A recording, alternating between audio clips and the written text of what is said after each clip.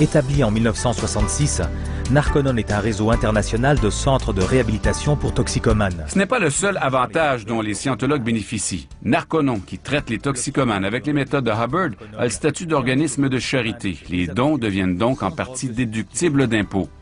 L'Église de Scientologie a refusé notre demande d'entrevue. Dans ce courriel, son porte-parole explique que son mouvement répond aux critères et que la décision prise par le gouvernement du Québec en 1993 de reconnaître la Scientologie en tant que religion n'est donc pas matière à controverse.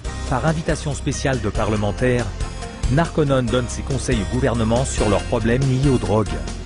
Céline Hervieux-Payette se demande comment un mouvement déjà condamné pour escroquerie en France et pour abus de confiance en Ontario en 1992 a pu un an plus tard obtenir le statut de corporation religieuse au Québec. En Ontario, ils ont fait une enquête en profondeur pour découvrir qu'ils étaient infiltrés dans le gouvernement, dans différents ministères, dans la gendarmerie royale. En fin de compte, ils avaient des membres un peu partout. Au niveau des impôts, est-ce que c'est déductible ce que vous donnez comme au niveau de la formation professionnelle?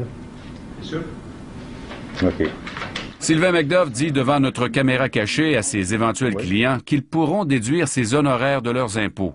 Bonjour. C'est McDuff? Oui. Oui, bonjour. Mon nom, c'est Michel Jean, sur le réseau TVA. Vous allez bien? Oui. Le diplômé du Collège Hubbard a refusé lui aussi de nous accorder une entrevue à la caméra. Les formations que vous donnez sont déductibles, ou en tout cas, ils peuvent passer par de la formation professionnelle, hein, je pense. Non, moi je suis pas accrédité par aucun organisme, ni Emploi Québec, ni rien. Là. Pourtant, devant la caméra cachée de JE, il exprime clairement la procédure à suivre. C'était un comité de formation interne. Moi, je connais toutes les preuves de ce qui a été fait. OK. Oui. Maintenant, il y a toujours le dilemme sur la formation ou de la consultation. Alors ça, si un jour tu es vérifié par le fisc, que ça c'est arbitraire, c'est en fonction d'un agent. D'accord. Parce que nous, on est formateurs, mais consultants. C'est un dilemme à vie. Tous mes clients le passent. Maintenant, puis personne à date se fait vérifier, puis il y a eu des rebounds négatifs, mais je dis toujours, moi, qu'un agent du fisc a toujours son opinion sur chacune des dépenses que tu passes. Tu comprends? Oui. Moi, personnellement, je ne suggère rien par rapport à leur discussion. Pour eux autres, c'est une dépense commerciale. Je pense qu'il devrait y avoir une enquête, puis une enquête qui n'est pas simplement juste pour le Québec. Je pense que l'enquête devrait être au niveau national. C'est pas seulement le Québec, surtout quand on parle d'installer des temples dans toutes les grandes villes au Canada. En scientologie, il est toujours question d'argent. D'argent pour payer des cours ou des formations censées vous rendre plus performant, plus efficace, plus heureux en fin de compte. Mais ce dont la scientologie ne parle jamais, c'est de ces vies qu'elle brise. Est-ce que c'est une religion pour vous, la scientologie, ou c'est une secte? C'est une secte. C'est une secte parce que ça coupe les gens de leur réalité. Écoute, moi, mes 3 enfants sont toujours là-dedans. Ceux qui quittent deviennent des parias que les membres ne peuvent plus approcher.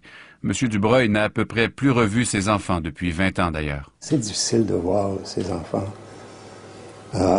marcher comme des marionnettes là-dedans. C'est pénible. Enfin. Est-ce que ça a détruit votre vie, ou, M. Dubreuil? Ça a tenté de la détruire, mais je l'ai refait ma vie. Aujourd'hui, je suis heureux. Je suis remarié avec une femme extraordinaire qui m'appuie dans ma démarche, puis qui n'a pas peur de rien non plus. C'est vraiment... Je suis heureux. Mais ça vous a coûté beaucoup, par contre. Oui. Ouais, ça a coûté ce que j'avais créé. Tiens, regarde. Ici, c'est écrit... En fouillant dans ses boîtes, Jeanne a retrouvé une lettre écrite par l'ami qui l'a initiée à la scientologie. Puisses-tu, avec ce livre, sortir toute la force qui est en toi et devenir l'être la plus heureuse du monde? Personne ne le mérite plus que toi. D'une personne qui non seulement t'admire beaucoup, mais qui t'aime autant qu'elle croit en toi. Fait que c'est des affaires de même qui m'ont convaincu là. C'est comme... Charabia de scientologue, ça. Ouais, mais elle aussi, veut dire, elle là, je sais qu'elle pensait. J'ai audité que c'est la première fois que j'ai un auditeur à PC. 24 ans plus tard, cette femme fait toujours partie de l'Église. La voici d'ailleurs filmée par notre caméra cachée, au local de la Scientologie à Montréal. Ils vont attraper des gens, là. Ils vont en avoir des gens de sa rue. Ils vont les amener à l'Église. Puis ils vont savoir comment les convaincre. Je le sais, ça va marcher.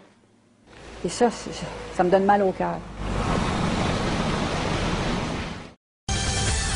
Je vous rappelle en terminant que vous pouvez revoir tous nos reportages en allant sur notre site web à tvanouvelle.ca. Voilà, c'est tout pour cette semaine. On se donne rendez-vous la semaine prochaine, JE, vendredi, 19h.